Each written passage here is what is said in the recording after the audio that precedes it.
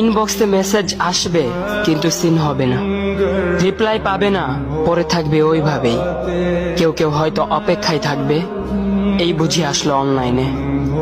আবার কেউ কেউ হয়তো টেরও পাবে না, কেউ একজন নেই, কেউ একজন হারিয়ে গেছে। হঠাৎ একটা সময় কারোর হয়তো মনে পড়বে, কে জানি আর নেই। কষ্ট করে নামটা সার্চ করবে, পুরনো ভিডিওগুলো দেখবে আর ভাববে হুট করে কোথায় চলে গেল।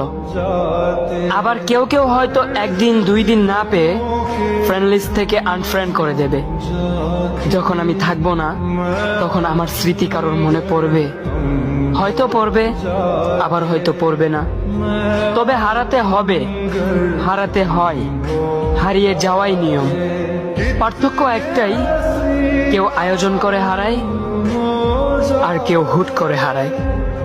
আমি না হয় হুট করে হারিয়ে যাব।